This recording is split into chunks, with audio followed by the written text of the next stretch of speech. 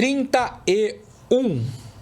É um número que não tem piada, né? Mas, enfim, mas é um número marcante, vamos combinar, né? Eu estava aguardando a sua criatividade, mas não rolou. Não, com 31. 31. Tá bom. 31 me lembra aqueles números quando a telefonia expandiu. Não ficou na mão de uma só empresa, tinha vários números, um deles era o 31. 31, verdade. Acho que era o Telemar. Aí também tá querendo. Telemar 31. Aí tá exagerando também. Tinha 31, 21, 23 também. Não vai rolar também. Tinha os, Tá bom, vai, tinha os DDD, que era uma conseguiu enganar chatice bem, lá, aqueles três moleques. Consigo me enganar bem com 31. Não é? É. Eu tô enganando há quase 25 anos. Então tá ótimo. Você tá enganando há quanto tempo? Ixi, uns 40. Carlos Alberto Pinheiro, Baobá Serviços Automotivos, tudo bem? Tudo jóia, Paulo. Vamos aí pro programa 31. Mais uma correria, né? Pra colocar no ar, mas sempre possível, né? Mas sempre bom, né? Conversando com pessoas. E antes boas, da gente legais. passar a tela, daqui a pouco eu vou passar a tela, mas antes eu preciso apresentar o nosso convidado. É um convidado que eu entrevisto já há 23 anos, mais ou menos. 22, 23 anos. Desde o tempo de Cadeira Cativa na Santa Cecília TV, passando por Jornal Expresso Popular. E o antigo sou eu na mesa, então. É. Vai falando de mim que eu sou antigo e... Pô. E... Eu juro que eu tento falar o nome dele. Aí eu fui ler o nome dele, que agora é mídia eletrônica. Na mídia impressa, beleza, você escreve, tá tudo certo, né?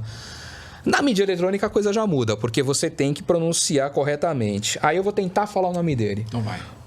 Eu vou pedir para que ele fale. Paulo Eduardo? Ficou fácil.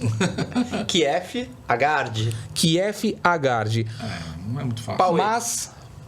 Pauê. É mais fácil essa Pauê aí. todo mundo conhece. Aí... Para mim, para ele, para a família e para todo mundo que conhece o esporte regional, que conhece triatlon, que conhece surf. Que conhece esses Bike, esportes né? aquáticos, bike, esportes mais radicais, esportes aquáticos, o homem se desafiando, né? Desafiando o próprio corpo.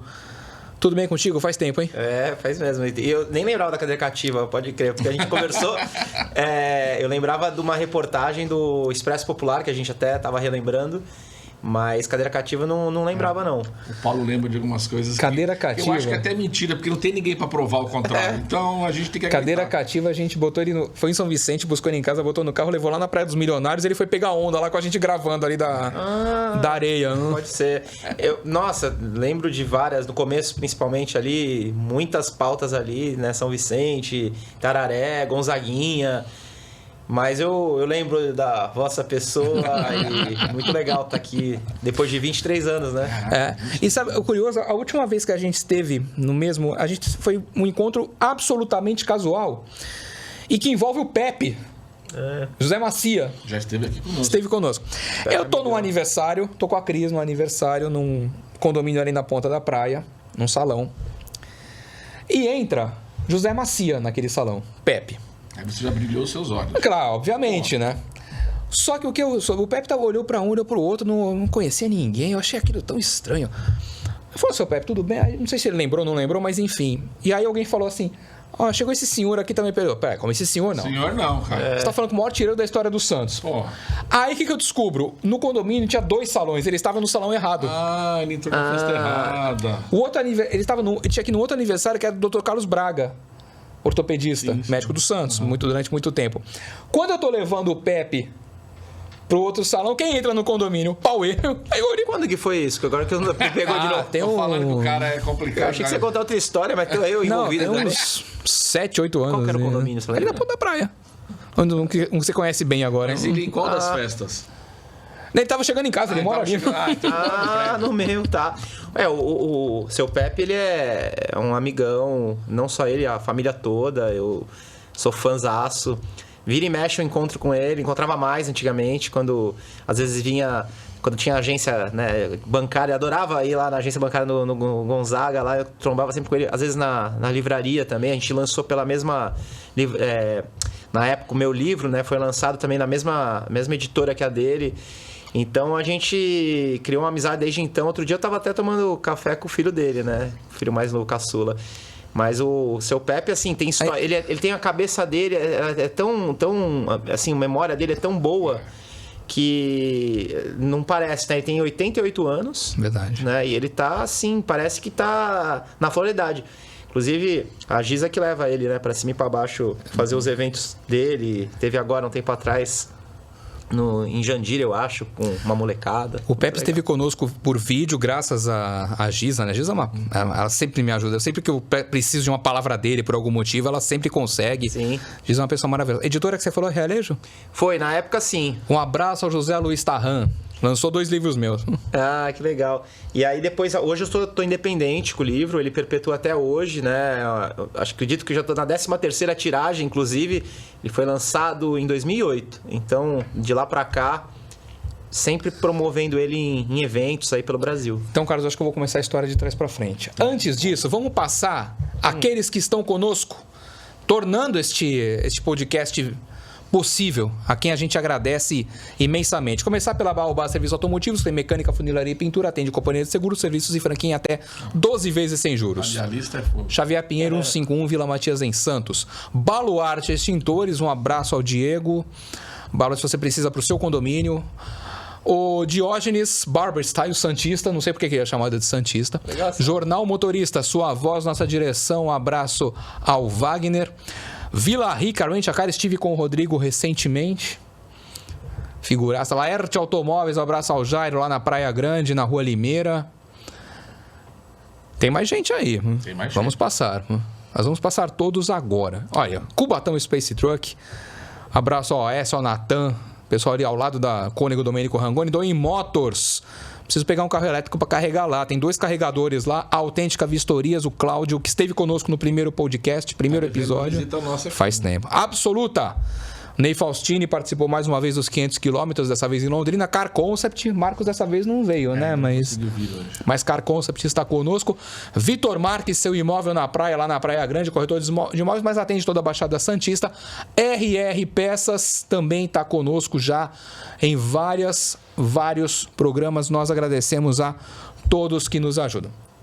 Por que eu vou contar a história de trás para frente? Você falou agora do seu livro. Mas o seu livro, ele é uma consequência, ele é não um produto final, mas ele é uma consequência de uma história muito longa. É. Então vamos contar essa história muito longa. Boa. De uma maneira resumida, porque o Pauê, você é um triatleta, você é um surfista, você pratica stand-up, Acho que eu fui já tudo um pouco. ciclista e... Hoje só praticante só, né? Não mais competidor. Mas vamos rapidamente pra gente não ficar batendo na mesma tecla da história. O livro aí. Mas como é que é a Sim, história? o livro... O Caminho com as Próprias Pernas é um projeto que surgiu em 2004, né? Eu comecei a escrever, tentar narrar algumas partes da minha história, né? Eu tive um acidente no ano 2000 e de lá pra cá eu tive uma superação empenhada pelo esporte, né? O esporte foi meu veículo para conseguir rumo nessa trajetória e abrir portas. E aí, ao longo desse processo, na época eu tinha meus 22 anos, né? 18, E aí eu comecei a querer trabalhar com isso futuramente. Eu já estava dando umas palestras e eu via que todo palestrante tinha um livro. E aí eu pensava comigo, nossa, mas como que eu vou escrever um livro? É difícil escrever um livro. E aí eu comecei a organizar um monte de materiais. Foi quando em 2006 para 2007, eu conheci lá o José Luiz Tarran. E na ocasião o Arnaldo Razzi foi o cara que me ajudou. Foi o meu colecionador de originais. Nem sabia desse termo. Só um parêntese, por favor. Arnaldo Razzi, jornalista, foi gerente de comunicação do Santos Futebol Clube. Sim. Já trabalhou ajudou a criar a TV Santos Futebol Clube, a Santos TV. Sim. A TV Palmeiras, é um cara espetacular. E tive com ele em conversa por WhatsApp recentemente, por questões de concessionária, marcas, GWM, tudo isso. Então eu voltei a falar com o Arnaldo depois de muito tempo. Mas... Não, figuraça. Conversei com ele ontem, sempre tô em contato, cara. Inclusive, assim, foi um projeto em equipe, né? O Miramoto participou também, o Rafael Miramoto. Eu vou esquecer o nome das pessoas, o Atibaia, que foi a designer gráfico. Então, na ocasião, eu consegui ali...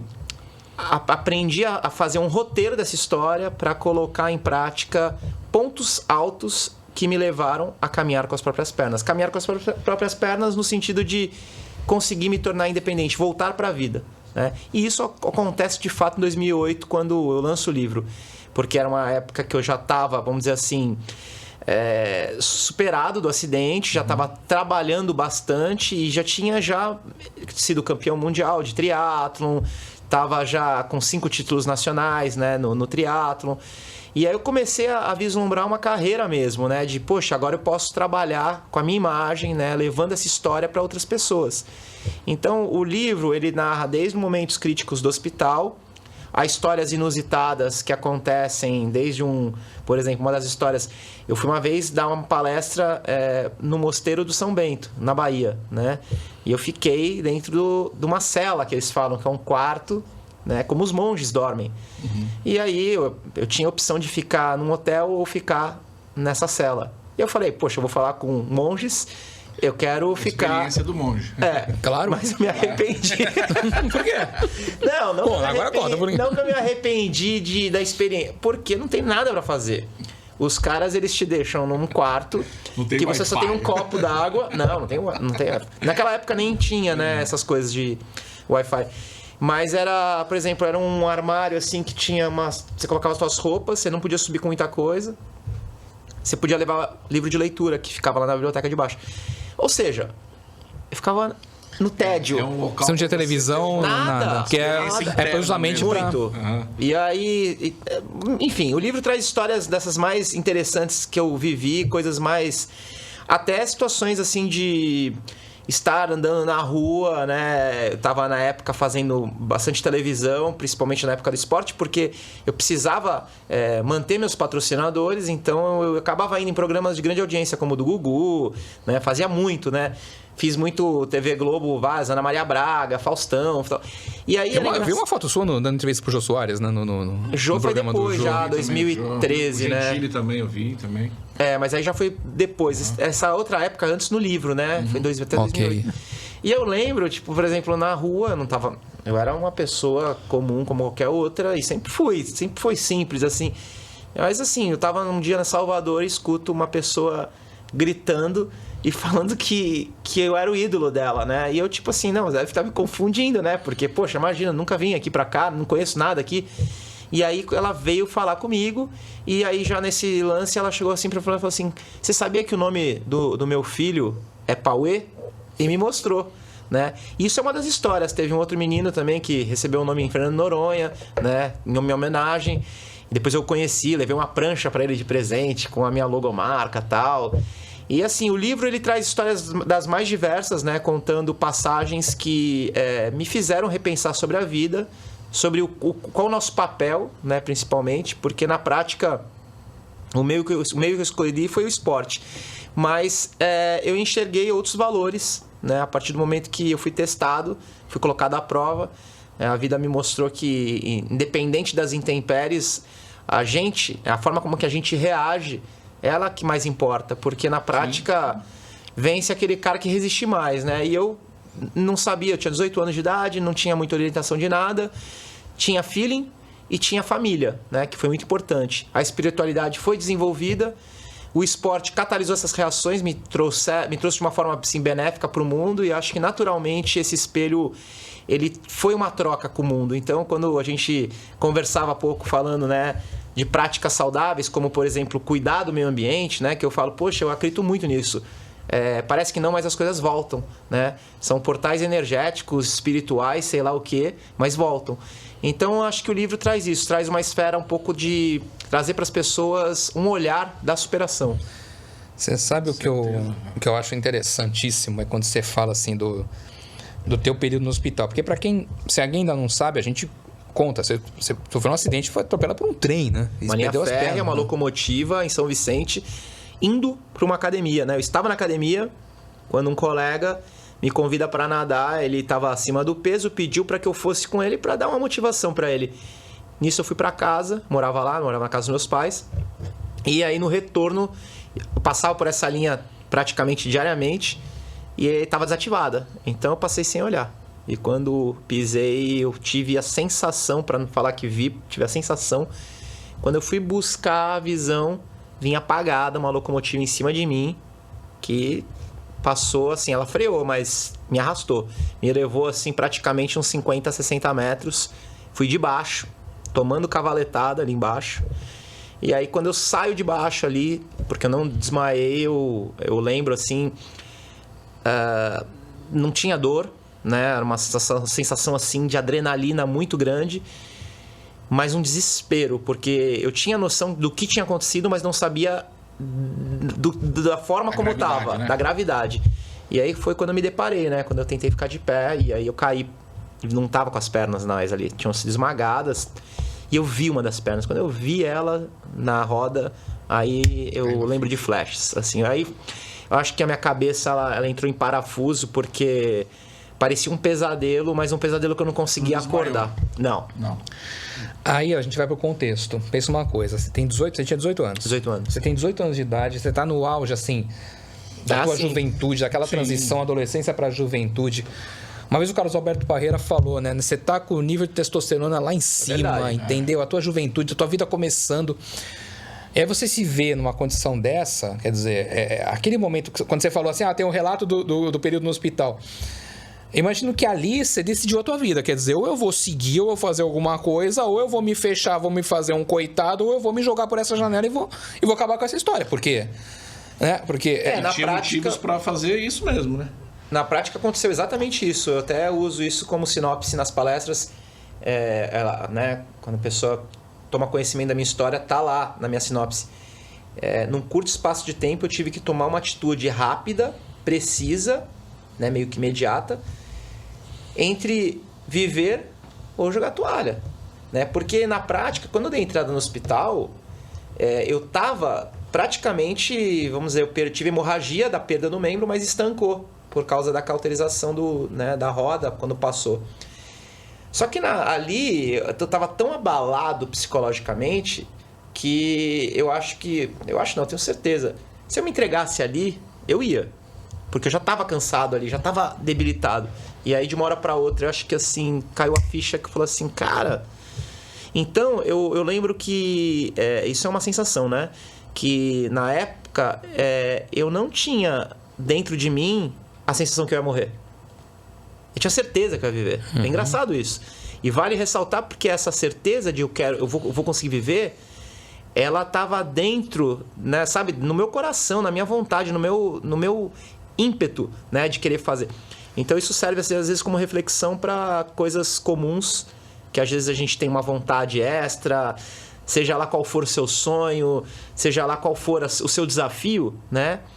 Que a gente tem a capacidade sim, a gente muitas vezes não sabe, que a gente tem dentro da gente uma força que a gente não imagina, mas que quando colocada à prova...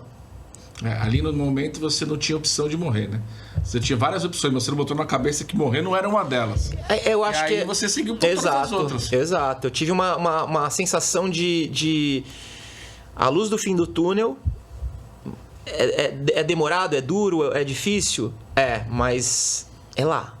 E eu fui. Eu persegui aquilo. Eu lembro, assim, de falas diversas que eu tinha, né? Evidências diversas. Então eu foquei.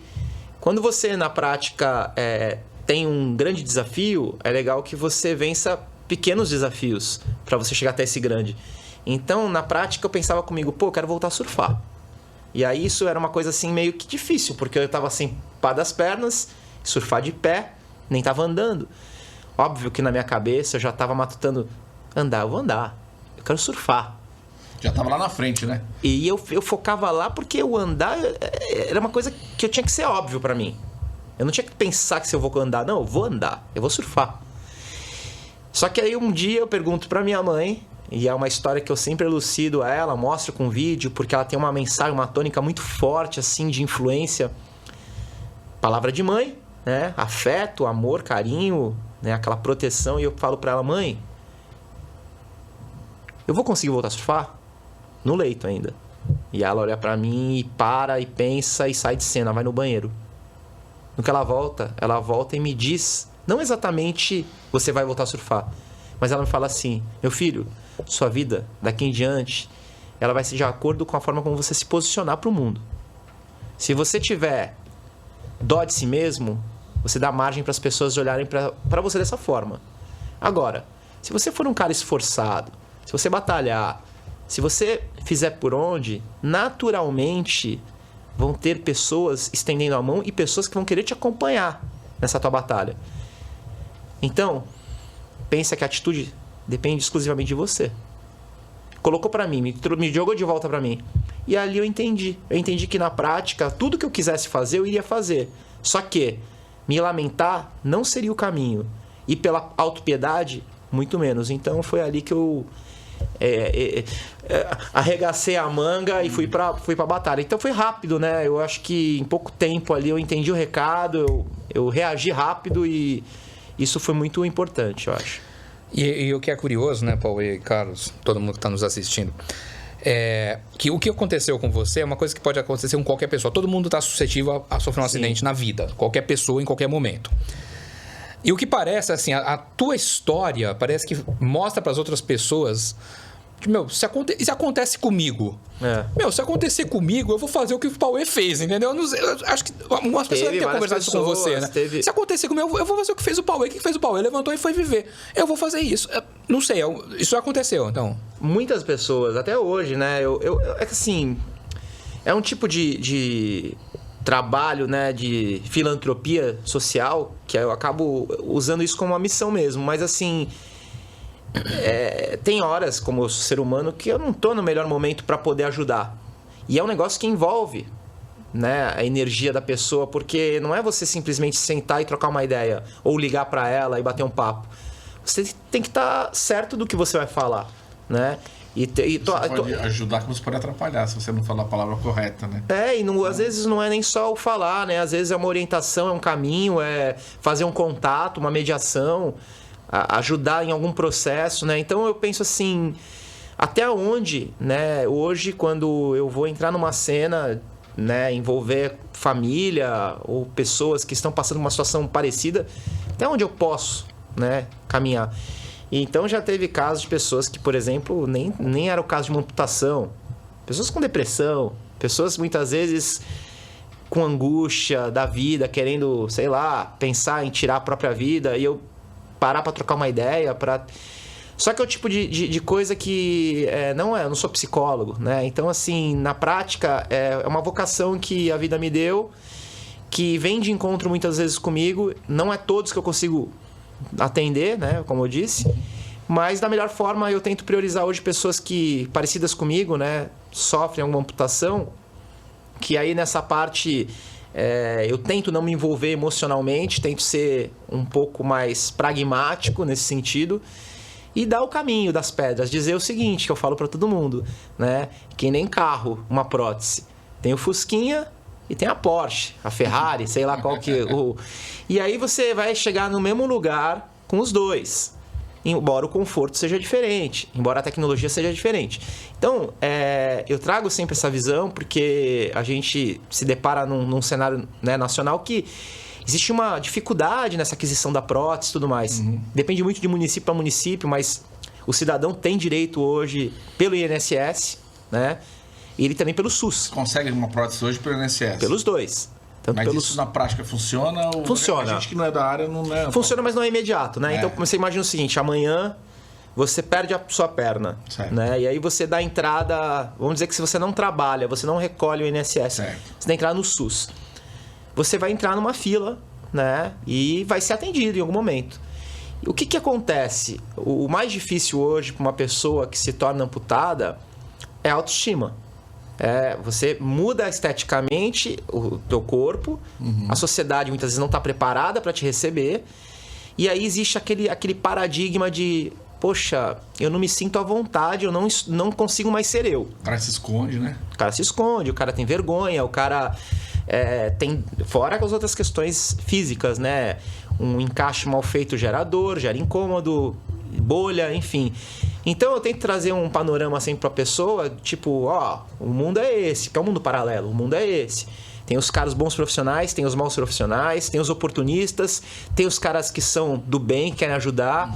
Então é legal essa situação. Recentemente eu estava orientando uma moça, ela perdeu um dos braços, né, com um acidente besta, foi na Chapada Diamantina.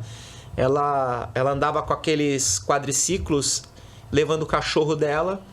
Nisso o cachorro puxou e eu acho que o quadriciclo foi para o outro lado, arrebentou o braço dela. Nossa. Ela estroncou, como se o osso rompeu. E ela teve que fazer a amputação do braço. E assim, foi muito legal assim, o diálogo, né? Ao final, assim, você vê que a pessoa, ela entendeu o recado, ela captou, ela conectou. Teve um outro rapaz que hoje a história dele é brilhante, o cara é tetraamputado, né? O Pedro Pimenta é um menino que teve meningite meningocócita. Ele, inclusive, hoje é uma grande inspiração sobre a questão da prevenção da doença, né? Ele até faz bastante propaganda aí, falando, né, sobre a prevenção. Que ele foi um cara que foi acometido, eu visitei ele no hospital na época, em 2009, se não me engano, no Einstein. Ele estava com todos os 4 membros gangrenados, estavam roxos. E eu entrei no quarto e eu lembro assim, vagamente, assim, né, de como foi. Porque foi uma coisa muito chocante, foi um dos momentos mais difíceis para mim de fazer. Porque eu era amputado 2 pernas abaixo do joelho. E o cara ia ter que amputar, não tinha amputado, acima da coxa e acima dos braços. Aí você viu que tinha um cara muito pior que Não, você. e o que eu vou falar com um cara desse? É complicado. Né? E eu falei ali o que o coração mandou, eu lembro que foi oportuno. Hoje ele tem clínica de amputação, protetiza a gente, uma beleza. Aí você tinha 18 anos, você estava já tirando carta quando teve o... Tinha tirado o e acidente? tive que tirar novamente depois, né? E aí que eu quero chegar, como é que foi essa questão de você ter que se adaptar aos carros adaptados, né? Aí o carro tinha que ser totalmente sinceramente, diferente. eu consigo dirigir qualquer carro, tá? Automático, né? Com segurança. Porque eu dirijo com apenas um pé. Não tenho pé, né? Com uma Você prótese. tem a prótese. Eu encosto o esquerdo ali no canto e uso o direito. Então, assim, eu sinto o carro, né? Eu tenho a sensação do carro. Mas eu, por uma questão de também de segurança e também por lei, eu sou obrigado a usar. Eu tenho uma carteira de motorista, tá lá escrito que eu sou regulamentado para usar carros automáticos com aceleração e freio manual. Certo. Então eu uso uma barra do lado do volante, que é uma barra que enquanto eu puxo ela acelera. E quando eu empurro, ela freia. Ela é bem fácil. Embaixo ela está conectada com um pistão nos pedais, então interage. Conforme eu aqui, acelera. Aí conforme eu empurro, vai para o outro, ela freia. Não tem muito segredo. Basicamente isso. Uma tecnologia da Cavenag, que são parceiros também. Acabei de adaptar agora o meu carro lá numa adaptação nova. Eles têm outros sistemas também. Tem um outro sistema que é um sistema americano que você puxa para baixo e empurra para frear. Então você acelera trazendo para baixo e empurra. Você compra o carro normalmente PCD, né? Sim. Você compra o carro, ok. Você compra o carro. Esse carro não vem com adaptação. Não. Você compra ele. Sim. Aí você leva para a Cavenag. Só automático. Sim. Tem algumas montadoras que já trabalham em parceria, né? Que eu tenho conhecimento, mas algumas concessionárias. Sim. Mas em geral é isso. Aí agenda e eles fazem adaptação lá. Eles fazem em São Paulo. Aí fica ali aquela região ali do Jaguaré, ali, atravessa a ponte do Vila Lobos ali. Acho que é a Avenida Jaguaré mesmo. Tá. Aquela região ali de Gastão Vidigal, aquela... aliás, ali é Só tem uma avenida de concessionárias, né? Aquela região ali é bem rica em todas ali. Em concessionárias, né? Tem até Jaque lá, até concessionária da Jaque, que hoje hoje é uma raridade, você encontra a concessionária tipo a Jaque. Rebouças com noivas, né? Basicamente isso, né? Basicamente Qual isso. é o nome daquela outra de imóveis ali de Pinheiros, Teodoro Sampaio? Não, talvez, não sei. Tem umas ruas que são emblemáticas, né? Você entra nela, você fala assim, caramba, essa rua aqui, se não tivesse nome, você criava um pra ela. Mas você usa a prótese, você usa os pés pra... Eventualmente sim, eu gosto muito de interagir, né? Eu gosto de... Às vezes fica cansado de usar ali o pé, eu vou pra mão. Estrada não. Estrada, quando eu tô em velocidade, eu gosto de usar as mãos, né? É melhor as mãos. É uma ultrapassagem. Isso você se adaptou facilmente? Sim, é super fácil. Qualquer um dirige, inclusive, né? Tá. Tem um carro adaptado.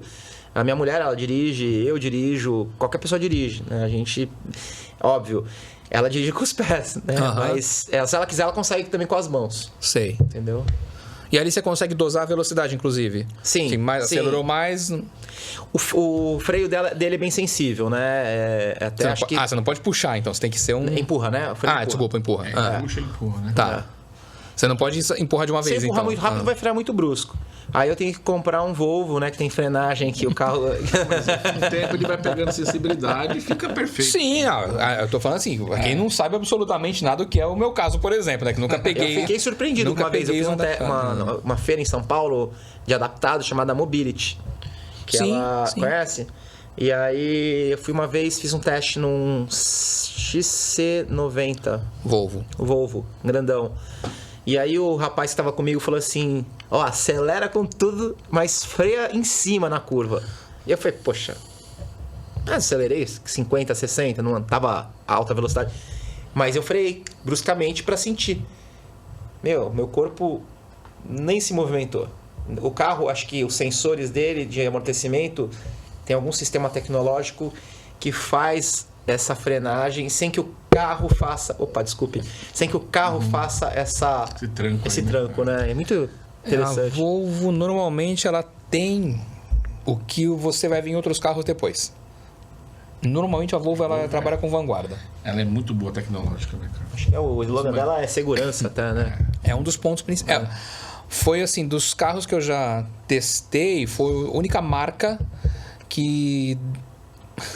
Aquele solavanco ali na Cônigo Domênico Rangoni, depois da Serrinha, sentido São Paulo. Sei. Tem um solavanco que dá ali e a única marca que o cinto já te prende. Nossa. Você vem em velocidade. E não é uma. Ali você não tá numa velocidade exagerada, você não tá a 180 por hora, Sim, você tá a sim. 100, 110, que é o limite da estrada. Estamos o Volvo elétrico sensacional, lembra? Foi o. Esse agora, né? O 30, né? A gente testou o XC40, a gente testou alguns, nossa, alguns sensacional. O elétricos. XC30, né? Que é o elétrico. Tem vários. Agora tem o. Agora tem. Agora é impressionante. E assim, essa questão do cinto te puxar.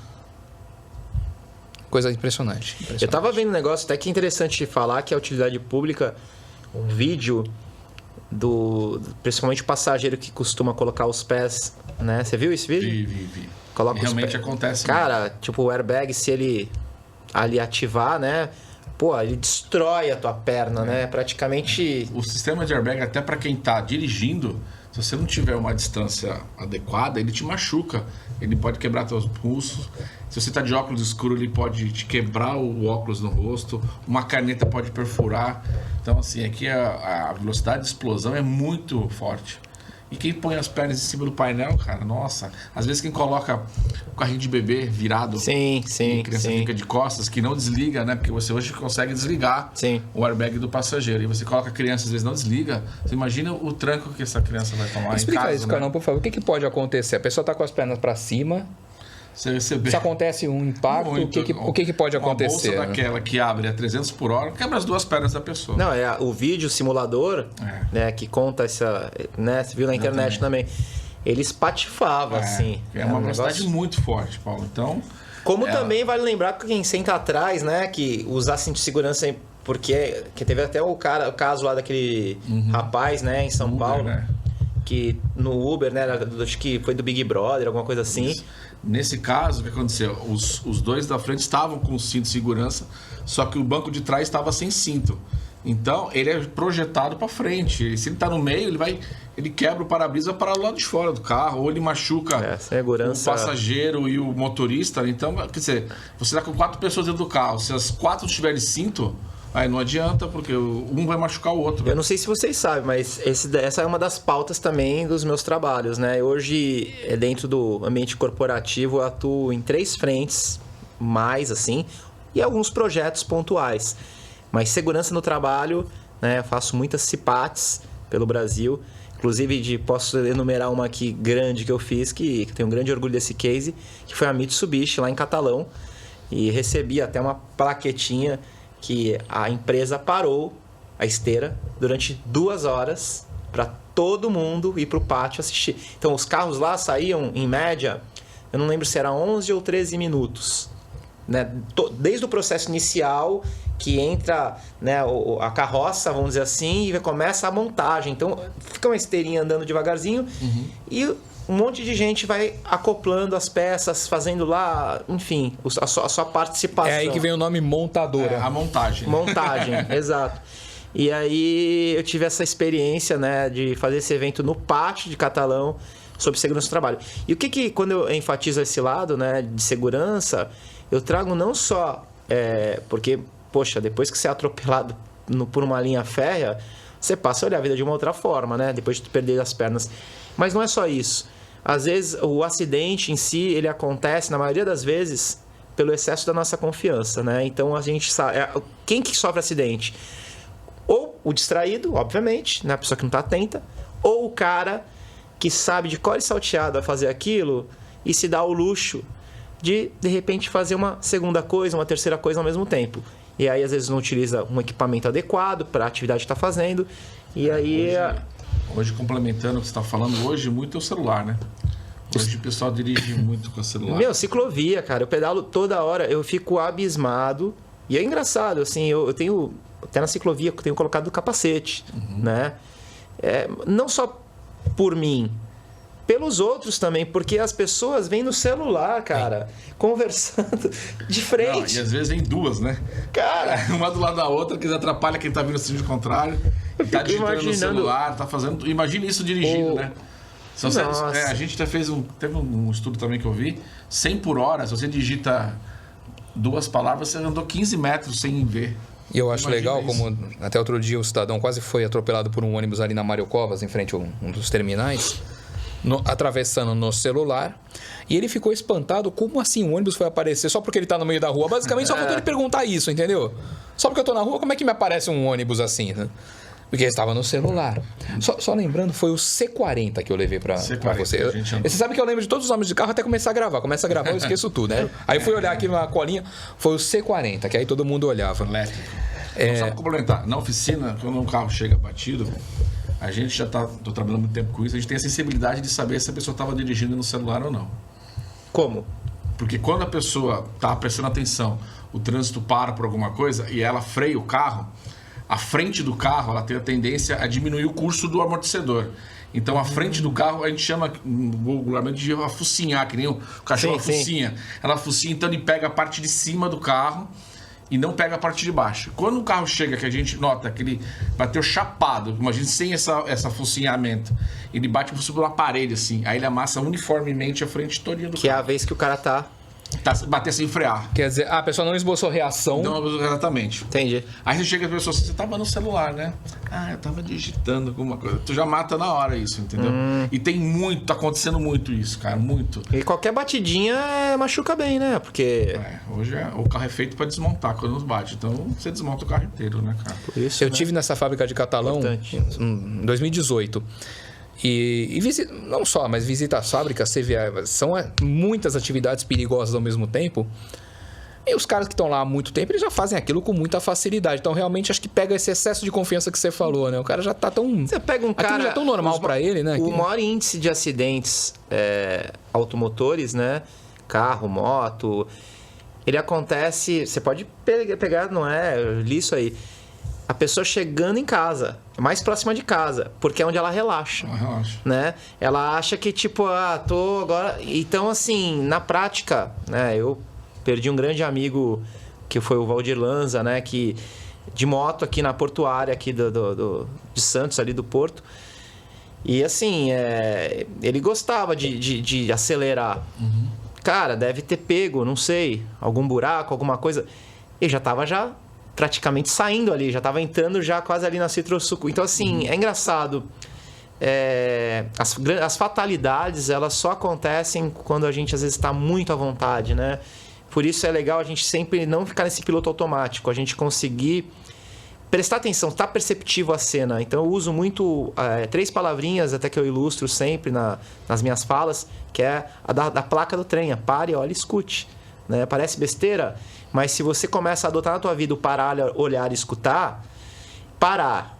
Primeiro de tudo, se permita, né, respirar e olhar, observar. E assim, tenta entender, sentir isso. Então, o escutar é como se fosse uma confirmação do que você está vendo. Porque se você dá esse tempinho, parece que é michuruca, mas é 2, 3 segundos que salvam vidas. Às vezes você tá assim, distraído e tal. Ambientalizar rapidinho, né? Assim, sintonizar com o ambiente, né? Então é importante numa atividade. E isso também serve, acho que, para, de repente, busca de uma excelência, de alguma coisa, de um resultado, de alguma coisa.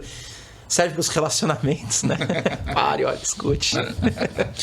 Somente pare, né? Acalmado. Para. E a gente também, há um certo tempo, a gente perdeu um mega nome do esporte da região, que foi o Cláudio Clarindo, Pô, ciclista. te contar do Clarindo. O Clarindo... Quer continuar? Eu vou... Não, só rapidinho. O Clarindo, para explicar o acidente, ele estava treinando na Rio Santos. Sim. E um carro fez uma ultrapassagem no local indevido. Sim.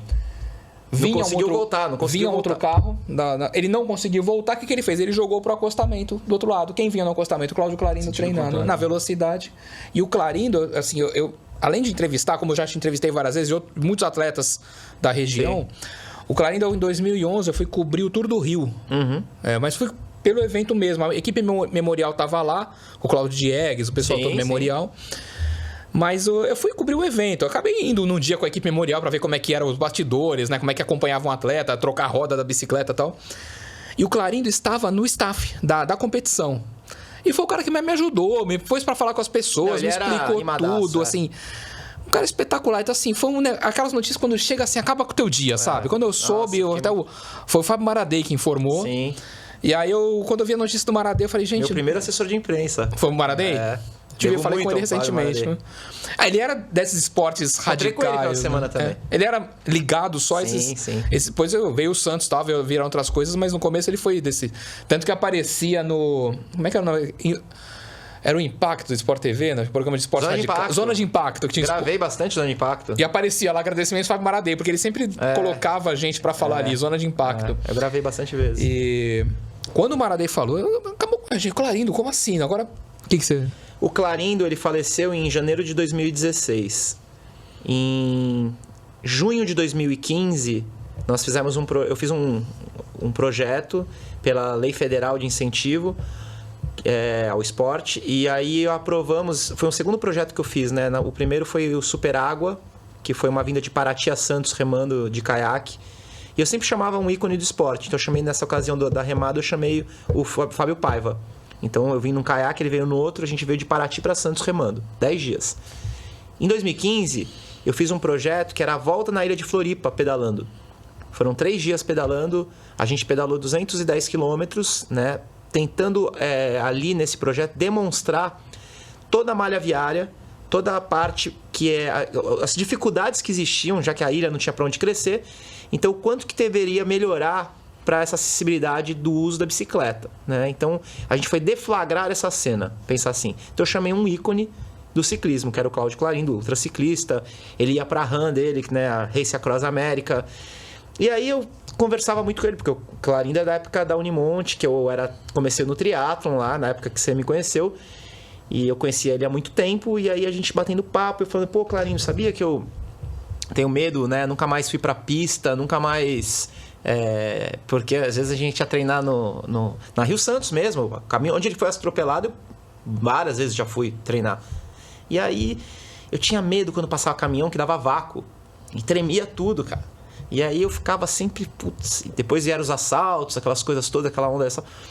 Quando eu parei de fazer triatlon, eu falei, eu não vou mais pedalar aqui, né? Não tenho prazer, eu sinto medo. Aí eu questionava ele durante essa viagem, ou seja, a gente tá falando aí de 7 meses antes, né? Mais ou menos, do acidente. Cara, pô, não sei o que, e ele assim, eu não tenho esse medo, ele falava pra mim, mas tem que ficar ligado. Eu falei assim, mas poxa... Quando acontece... Cara, tô tão acostumado. E ainda falou pra mim assim, brincando, se eu morrer, eu morro fazendo o que eu gosto. Como muitos falam, né? Quando a respeito da modalidade. E eu assim... eu lembro que nessa época tava tendo aquela... no início ali tava pegando fogo ali, do lado da Stolthaven ali na... Lembra que ficou pegando fogo uma semana? Ultracargo. Sim. Ultracargo. Aí a gente foi pra Florianópolis, passou de carro, tava pegando fogo. Quando a gente voltou, tava pegando fogo ainda. Então marcou pra mim aquela época. E aí, pode depois pesquisar se não foi em junho de... Como é a primeira semana, acho que de junho de 2015. Quando veio o acidente dele, eu acordei já com a notícia, acho que foi o Miyashiro, né, o Paulinho, que me ligou, me avisando. Eu falei, que isso, não acredito, não deu... Foi fatal, foi no ato. Então, assim, é complicado essa coisa. Na hora você lembrou daquilo que ele falou, né? Na hora veio à tona toda a expedição que a gente fez. os diálogos, eu tenho os vídeos, se buscar no Instagram, na ocasião de 2015, lá tem os vídeos, tem ele falando comigo lá durante o percurso.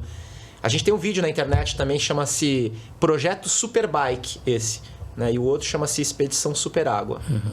Você foi campeão mundial de triatlon? Foi em 2002, cara, numa época que não tinham... Eu era o primeiro do Brasil, fui o primeiro amputado. E não tinha alívio porque era triatlon mesmo, 40 km de ciclismo, 10 de pedestrianismo. Tinha 7 pessoas da minha categoria lá fora. Eu posso dizer que o início do triatlon adaptado, que hoje está bem difundido, né, ainda não entrou para a Paralimpíada, tá? Vale lembrar. Porque é complexo, né? Nadar, pedalar e correr e ainda ter uma amputação ou algo do tipo. Então, assim, é bem, bem complexo. Mas na época, foi em Cancún. Engraçado, essa viagem tem uma história muito interessante, porque eu não tinha grana. Eu estava começando no esporte. Eu tinha a Unimonte como patrocinador só, se eu não me engano. E a FUPS. Eu fazia a Fundação Pro Esporte, né, de Santos.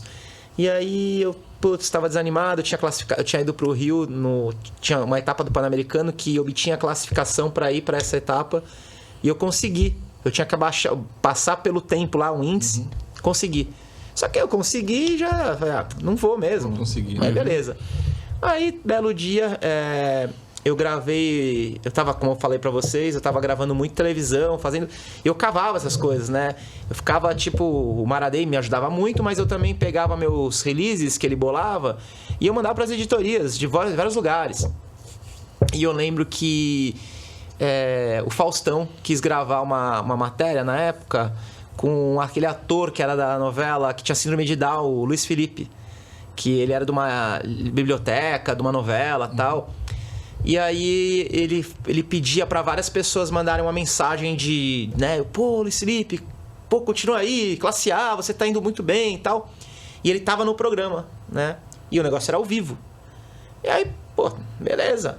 Aí veio uma equipe no Guarujá, tinha gravado comigo, entrou umas imagens e falou assim, entrou um set comigo ao vivo ali, no ar. Aí eu, pô, minha cara é a cara dele, o Faustão. Oi, Pauê, não sei o quê, tô aqui com o Luiz Felipe, quer mandar um recado? E aí, Luiz Felipe, falei. Mandei um salve pra ele, uma mensagem bacana, assim. Ele agradeceu, aí o Faustão puxou conversa comigo. Falei, e aí, quais os projetos, seus sonhos? Aí eu, na hora, molecão... Mundial. Eu falei assim, pô, eu gostaria de ir pro Mundial, né? Aí ele, e por que você não vai? Eu falei assim, então, eu tenho o índice, eu não tenho a passagem, a estadia pra ir. Aí ele falou assim, aí ele fala alguma coisa na TV, você que está assistindo, não sei o quê, ele é um rapaz, não sei o quê, de fibra, de força, não sei o quê, invista nesse garoto. Do nada, na segunda-feira, ainda não foi tão fácil, calma. Me liga a Letícia, que era a técnica na época, Letícia Pessoa, a técnica da Adriana Beara e da Shelda, do vôlei de praia. Aí ela me liga e fala assim, se identificou e falou, eu queria te apresentar pra Shelda e pra Adriana, né? Elas vão pra sua terceira Olimpíada e elas estão comemorando aí, são tantos anos, não lembro agora, tantos anos de equipe. E acho que vai ser a última Olimpíada. E eu acho que, pô, seria legal a tua história pra dar esse gás pra elas. Você consegue vir pro Rio? Aí eu mando a passagem pra tu aí e tal. Eu falei assim...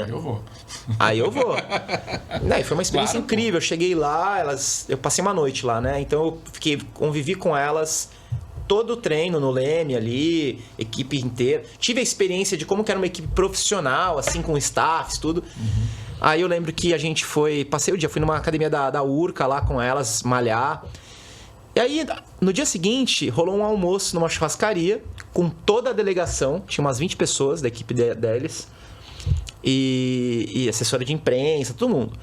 E a Letícia tava, acho que eles sentaram já meio proposital, assim. Ela sentou numa ponta e eu sentei na outra. Era uma mesa comprida. E aí, do nada, rola a mesma pergunta no final. Eu ia pro aeroporto depois, elas iam me levar. Você já ia voltar, né? Ia voltar.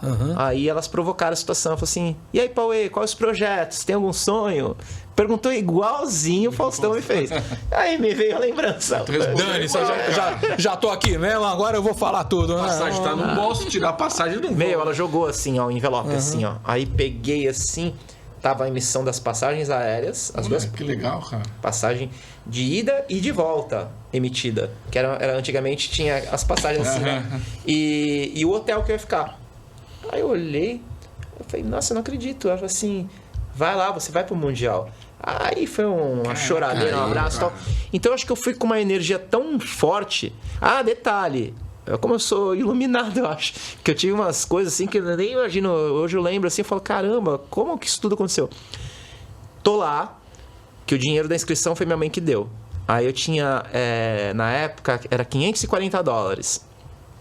Aí eu cheguei lá, tal, cheguei antes pra aclimatar, ficar lá treinando. Me colocaram no hotel longe de tudo, então eu pegava um ônibus que eu tinha que ir até o centro. E aí eu lembro que eu fui no centro de convenções fazer minha inscrição. De repente, esbarro de ombro com uma moça, caiu e ela no chão. Aí a gente se trombou, ela era uma canadense. O nome dela era Lauren Hattel. Ela era nada mais, nada menos do que a presidente do paradesporto do triatlon. Ela era a chefe, né? Quer dizer, ou a tua vida agora decola, ou acaba de vez. Eu vou arrumar um emprego convencional, porque a vida de atleta acabou, né? Agora Tipo isso. Aí ela olhou pra mim, viu que eu não tinha as próteses. Ela perguntou se eu ia competir.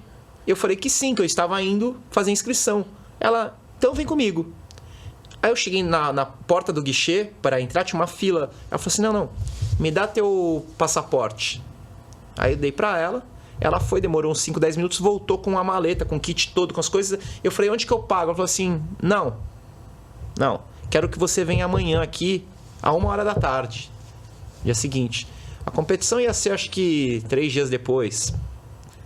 Aí eu falei, tá bom. Cheguei contando vantagem no hotel lá, os brasileiros, nossa, caramba. Passei na frente, tudo. Teu primeiro mundial, tu já ganhou inscrição e tal. Foram pedir depois, alguns. Aí eu lembro que eu cheguei lá no dia seguinte, não sabia nem porquê. Mas imaginei que era pra eu pagar o negócio. Ficou dinheiro lá. Uhum. Aí cheguei lá e ela... vi que tava um agito só.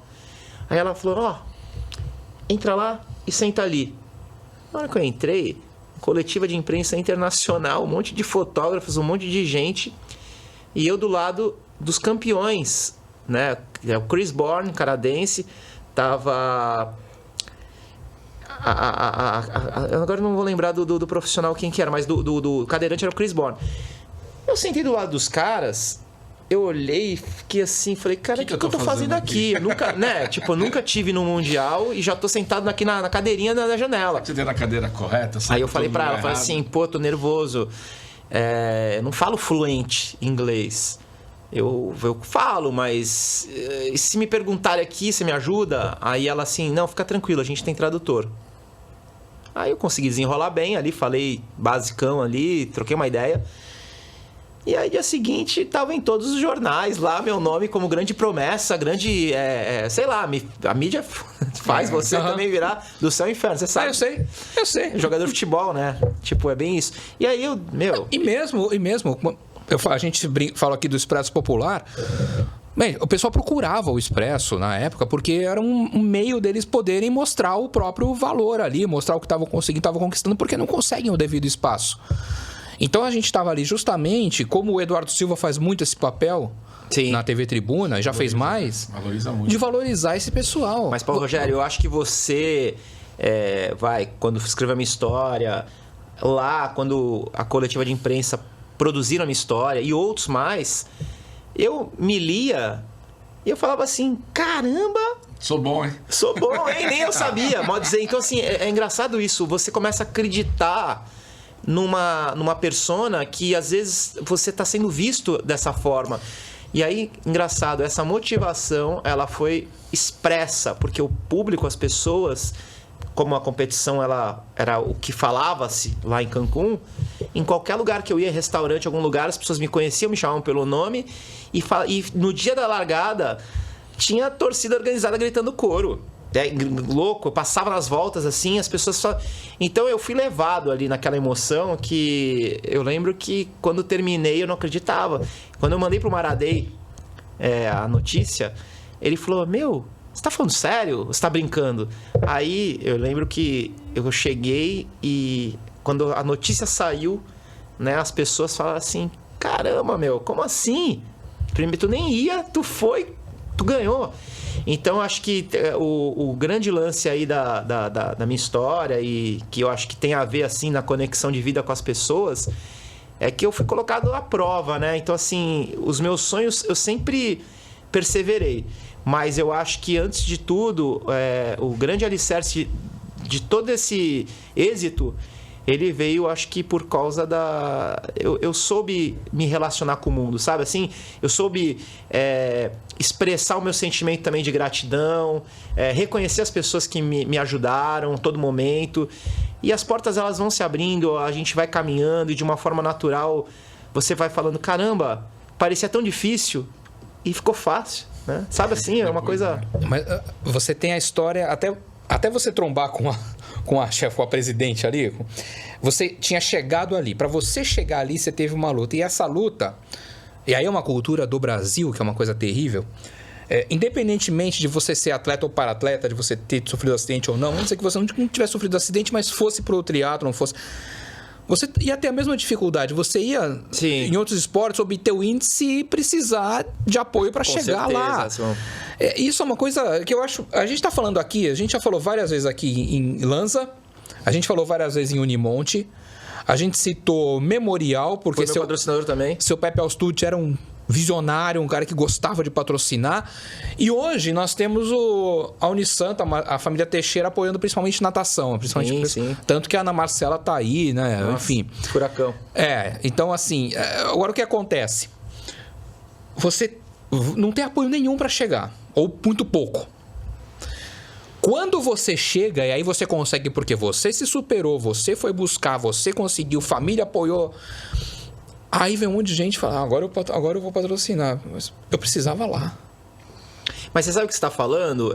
Me vem assim agora memórias que na época, no Brasil, por exemplo, era só terminar uma prova que eu era campeão. Só tinha eu, né? Uhum. Então, vamos pensar que pelo esporte, patrocinar pelo resultado não era o caminho para mim. Era pela imagem. Então, eu tive que criar fórmulas, maneiras de me tornar atraente, né, para a mídia, seja contando a minha história, seja trazendo eventuais projetos e histórias, né, mas para poder sempre me manter aceso. E isso aconteceu de uma forma assim reconhecida, né, quando até um dos meus patrocinadores, que tinha um seleto time, chegou e falou assim, cara, você na ocasião, né, no ano, tinha dado mais, eles conseguiam mensurar, né, os resultados de cada um, de aparição, tudo mais, e tinha alguns bônus. Você foi o cara que mais deu retorno, né? Foi em 2004 isso. E aí meu salário em 2005 foi o maior de todos, maior que atletas olímpicos, né? E aí eu parei para pensar, falei, caramba, na prática não é o resultado que traz, mas é como você, né, se coloca, né? Como você se mostra. A exposição na mídia, que mostrou a marca, não é isso? Exato. Então eu acho que eu sempre tive bastante desenvoltura de me comunicar e cavava a situação também. Então eu sempre falava para as pessoas, né? Tipo, tinha outros colegas que eu via que às vezes, como você colocou, tinham dificuldade, conseguir um apoio, um patrocínio. Eu falava, pô, cara, tu tem que ir mais para a cena, né? Não ficar só esperando. Você tem que, de repente, se mostrar mais atento a algumas outras oportunidades que surgem e você tem que atacar, né? Você tem que ser mais ofensivo. E aí... Você tá falando assim, o cara não tem que ser bom só no esporte, né? Não, nem que ser bom de comunicação também, né? Você tem que saber vender. Você entendeu? Porque o cara pode ser um baita atleta, mas o cara pode ser um cara... Mas aí eu vou chegar num ponto também. Né? Eu fui convidado 2 vezes pro Big Brother, né? E sondado, né? Convidado assim, uma coisa... Fui sondado, tal. A última foi mais recente, até foi em 2017. Ligaram para uma seleção, que não sei o quê, queriam colocar. E aí foi uma amputada, foi uma amiga nossa, a Marinalva, ela que foi. Colocaram um amputado lá dentro. E assim, eu nunca quis isso, essa exposição excessiva a custo da minha intimidade, sabe assim? Então eu sempre me prezei também.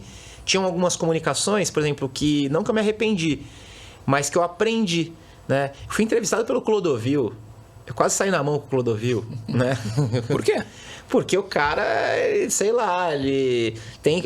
Que nem falavam, né? O Jô me adorou. O Jô Soares, ele tipo, me tratou assim. Ele viu que eu tava nervoso, era um programa gravado.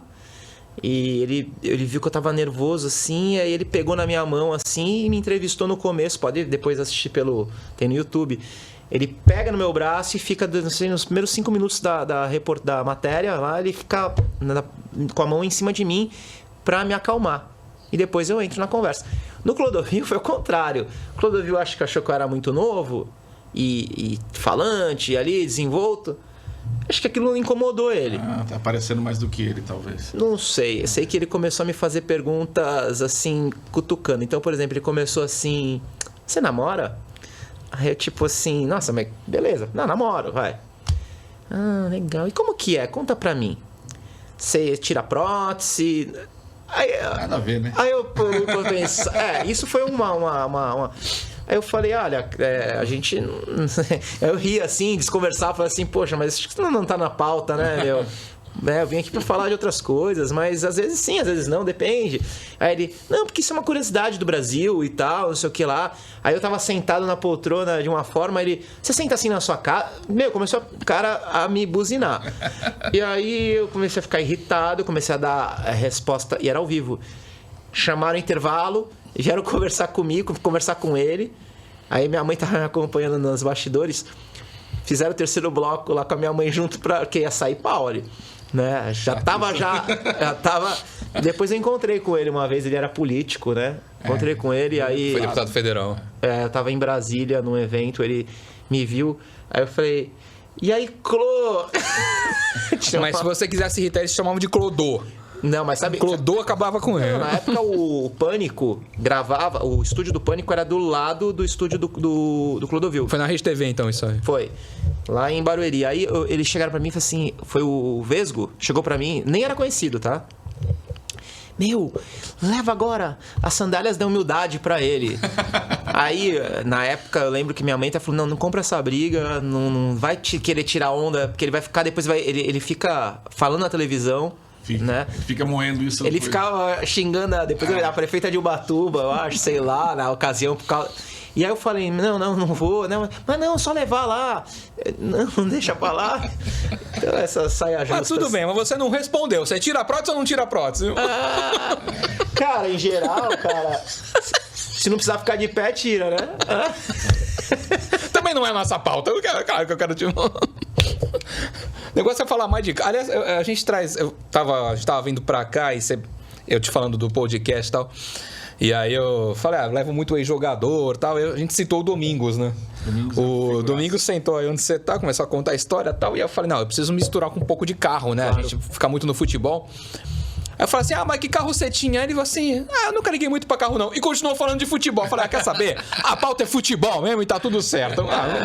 Sabe, vamos falar de futebol que tá tudo certo. Agora, carro envolve mobilidade urbana. Você também vinha falando aqui nos bastidores. Se hoje você está optando muito pela bicicleta, também pelo transporte não poluente, né? Também por isso, né? Além de você não precisar... você não paga IPVA, não tem que se preocupar em pagar estacionamento. Depende, né? Um dia hoje de calor como hoje, não tem como... Para uma atividade aqui, vim de bicicleta, eu vou chegar aqui moído, né? Transpirando. Mas eu, em geral, dependendo da ocasião, eu utilizo bicicleta, a cidade toda plana, ciclovia, né? Essa questão de emissão de poluente, né? Hoje, inclusive, que a gente está gravando, não sei para quando vai pro ar, mas é o Dia Mundial, né? Sem carro, né? A gente está gravando no dia 22 de setembro, que é o Dia Mundial Sem Carro. Mas eu acho que assim, todos os dias a gente poderia fazer esse exercício de pensar, eu preciso do carro? Porque assim, primeiro, questão da saúde, você estimular o movimento, né? Eu sou defensor do movimento, né? É uma coisa assim, a corporeidade, né? A sensação da pessoa poder corpo, mente e alma, né? Aquela coisa assim de você estar integrado com você mesmo. Quando você está fazendo um movimento, você está liberando endorfina, você está fisiologicamente liberando toxinas, né? Tá fazendo uma drenagem no teu corpo, você está fazendo circulação no teu corpo, levar nutrientes para todas as suas células. Então assim, cara, o movimento... A gente já passa grande parte do tempo sentado hoje por causa de computador, celular e tudo mais. Então, se tu pode, de repente, em algum momento, usar uma bicicleta... tá bom, não quero, não gosto. Então, vai para um patinete elétrico, vai para uma bicicleta elétrica, já ajuda também. E o carro também, eu acho que, assim, em geral...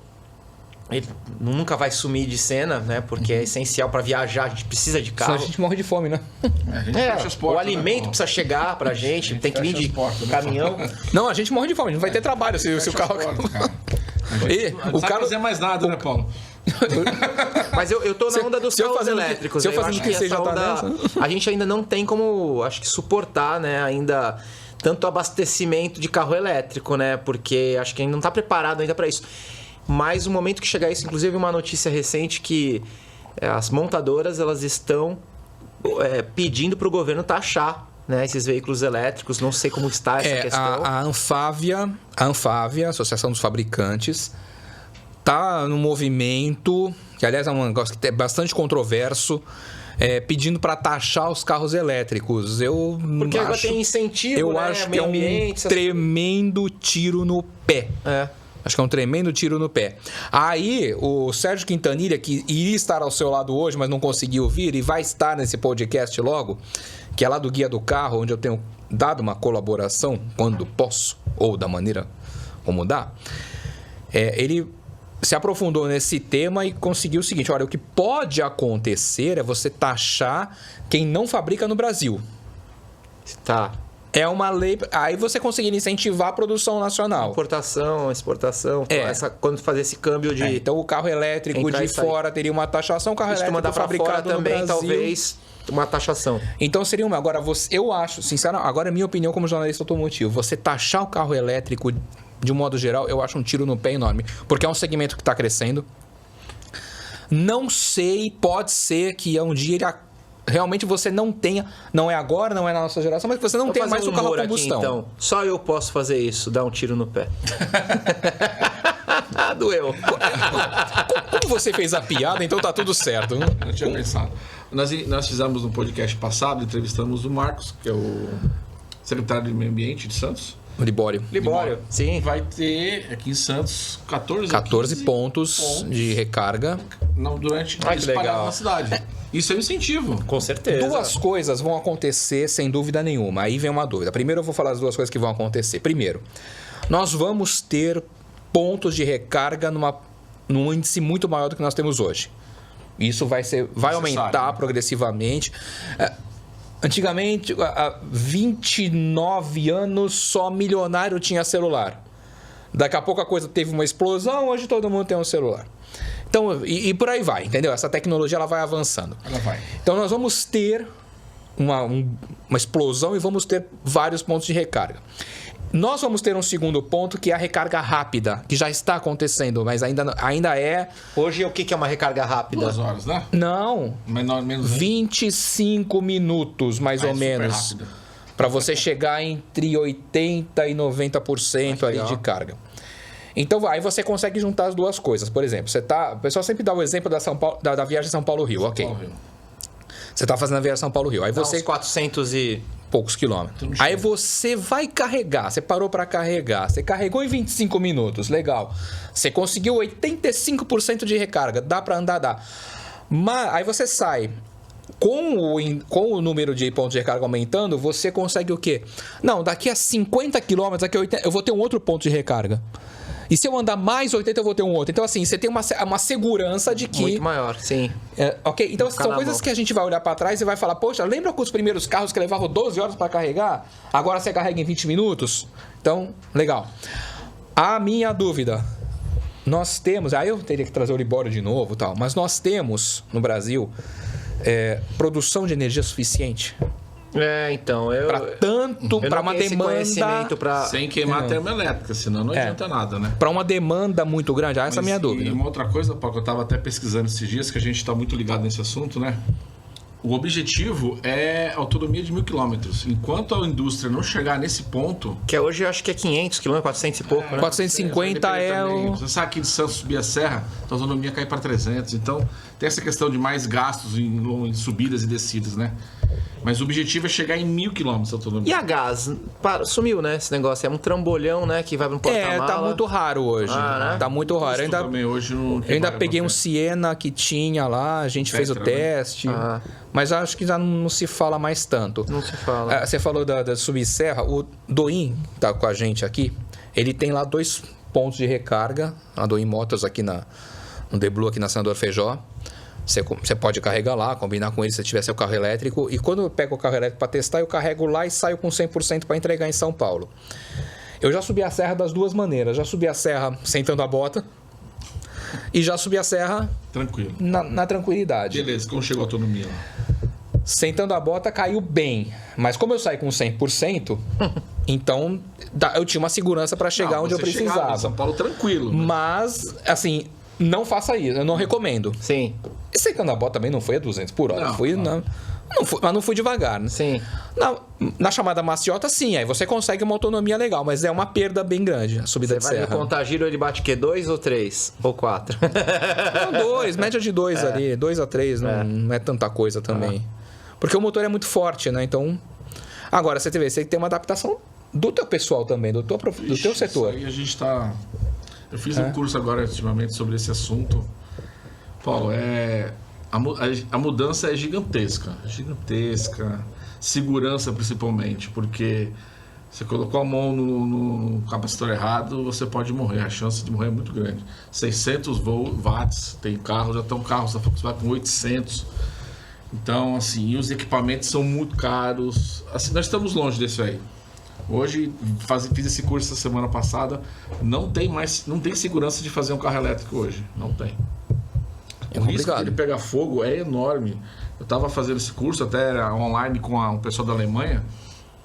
Ele estava mostrando que na Porsche tem um box de quarentena para carro elétrico. O carro chega batido, elétrico, fica 48 horas num box de concreto, porque tem risco de pegar fogo. E hoje quais são os países aí que estão mais fortes nessa adesão de carros elétricos? Vocês Europa, têm conhecimento? Europa, Alemanha, França tem muita coisa, Alemanha. A Alemanha daqui a pouco não vai ter mais. ali, né? Acho que... Sim. A Alemanha daqui a pouco não vai ter mais carro a combustão. A Audi confirmou, eu tive com o CEO da Audi essa semana. Aí, né? Isso, e ele... Perdão, ele falou que em 2033 a Audi não produzirá mais carros a combustão. Nem os esportivos. Nem os híbridos também, não. Não, Híbrido, não. Híbrido a Audi trabalha combustível e elétrico. Elétrico, São dois elétrico. motores, né? Aí você tem dois tipos. Você tem o híbrido convencional, que é o Toyota, por exemplo. Sim, eu já vi. Que você só na desaceleração você já regenera a bateria, na frenagem regenera a bateria e não liga na tomada, mas tem flex. Tem flex. Aliás, vou falar de novo. Se você tiver um carro híbrido flex, não ponha etanol, porque você vai à falência. Ponha gasolina, tá bom? É isso. O etanol queima rapidinho. Rapaz. E tem os híbridos plug-in, que esses vão na tomada, que é o Compass, Jeep Compass. Vou falar em português, claro, 4XE, né? Uhum. Mas tem várias. Enfim. Vários sotaques. Mas o Compass híbrido, os carros da GWM, que tem alguns modelos a combustão. Híbridos, esses são plug-in. O BYD é totalmente elétrico. O BYD só trabalha com elétrico. O BYD só trabalha com elétrico. O Volvo veio agora para tentar, né? Porque o mercado está bem forte para essa... Sim, a Volvo já há bastante tempo tem investido nisso. Ô Paulo, daqui a pouco eu vou precisar encerrar. Claro. Até porque estamos no horário de entregar este belíssimo espaço aqui no Estúdio Stream. Muito legal mesmo. Gostou, né? Eu falei que você ia gostar. Me fala hoje como é que tá. Você já não compete mais, né? Você já não é triatleta. Por competição, você faz mais por prazer mesmo, né? Assim, uma provinha ou outra, muito raro, mas assim, mais para participar, um festival, um evento. Mas não buscando resultado. Não. Pelo contrário, ajudei a promover, né? Um festival de remada que teve, brasileiro. Hoje eu estou muito mais à frente de alguns projetos, né? Trabalhando, promovendo eles. Mas eu também continuo executando aí minhas palestras, meus treinamentos, né? Em empresas pelo Brasil. E gosto, né? Tenho paixão pela prática do esporte. Então, todas essas modalidades que você citou aí, nadar, pedalar, correr, remar, surfar, são coisas que, assim, estão no meu hábito, né? Todo dia eu faço alguma coisa. Isso é fato. Gosto de praticar esporte por uma questão de saúde. Eu incentivo a prática, então é uma coisa que eu gosto sempre de mostrar nas minhas redes. Faço um videozinho. E eu acho que, assim, de alguma forma, é uma retribuição do que ele me deu, né? Eu só sou quem eu sou hoje e consegui as coisas, né, com esforço, obviamente, trabalho, comprometimento, mas porque o esporte me deu, assim, acho que uma juventude para a vida, uma vontade de viver. Ele me traz, assim, um lado, assim, de relacionamento com o mundo de uma forma saudável e benéfica e me aproxima de elos, né, com pessoas que estão buscando também, sintonizando com esse lado. Então, pratique esporte. Tu faz canoa havaiana? Caiaque, surf e esqui. Quando eu levei o Paulo pra canoa havaiana. E gostei, viu? E a gente vai ter filmado pra passar aqui, né? Pois é, mas eu gostei da experiência, viu? Estamos o Lina Rosa aqui, da escola de canoa havaiana. E o Paulo foi dar um passeio de sábado, né? E muito bom. Olha, o mar tava...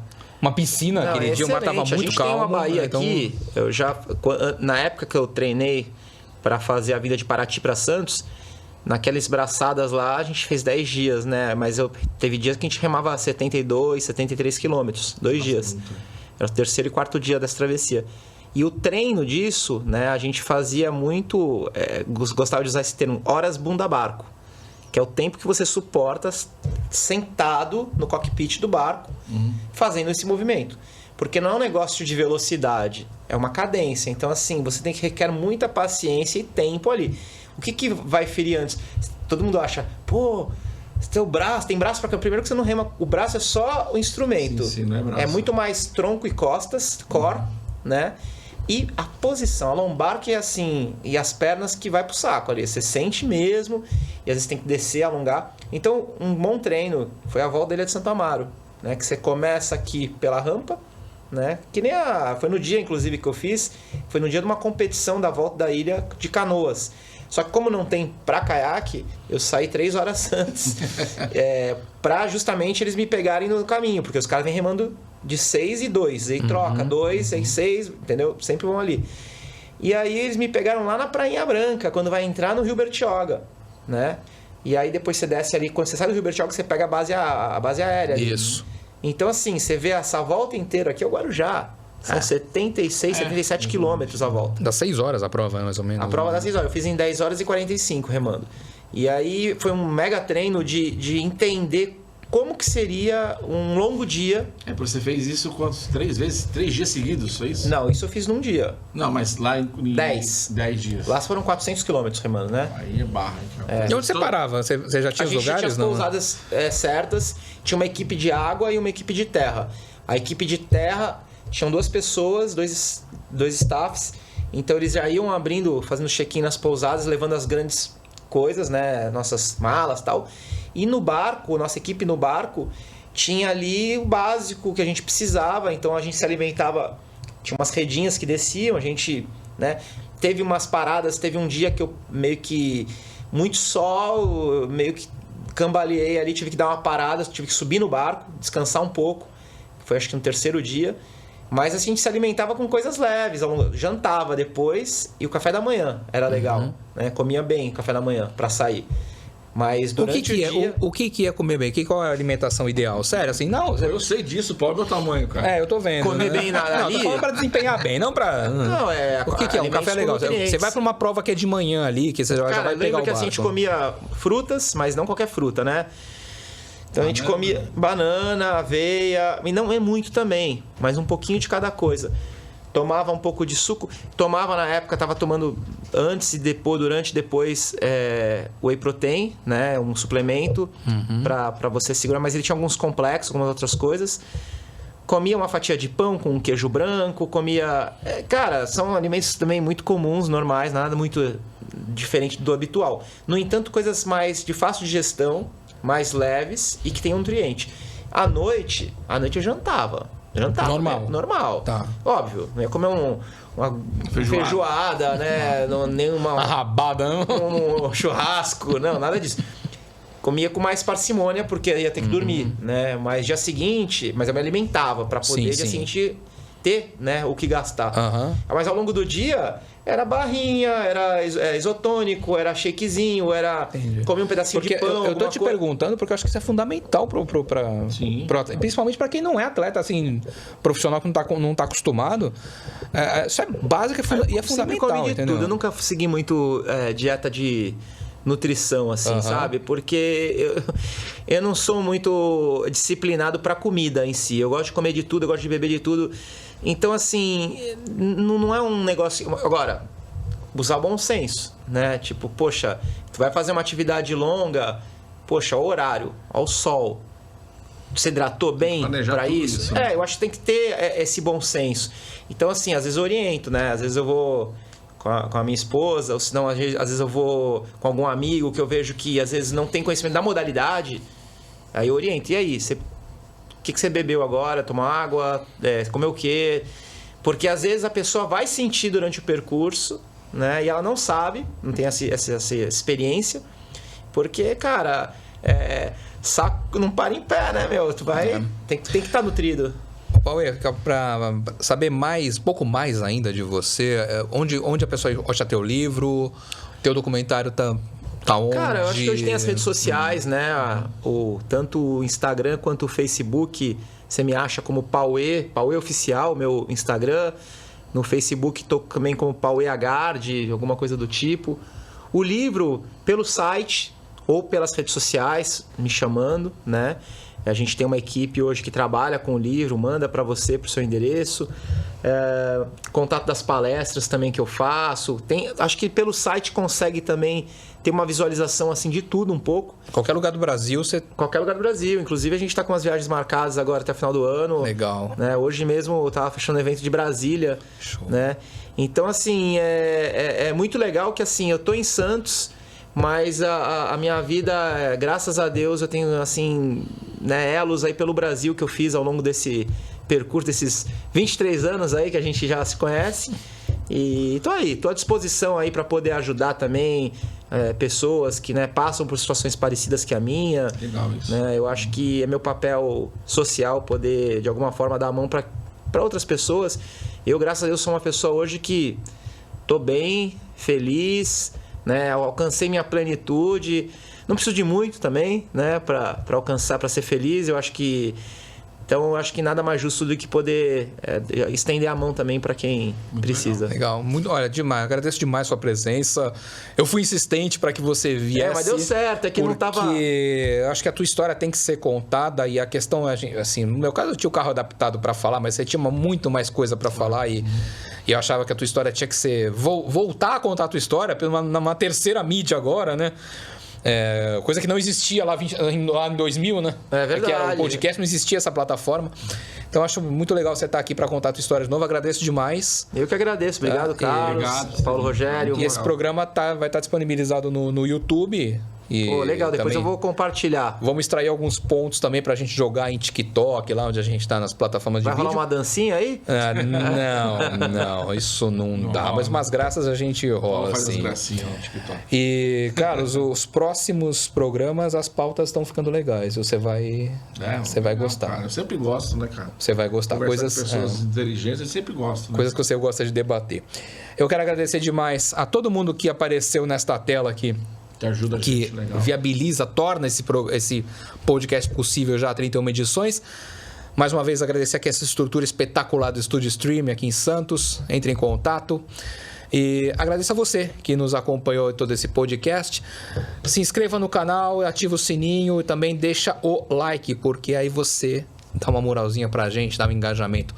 Vamos para o programa 32. Produção Cris Pontes. Até aqui nos ajudou o Senhor.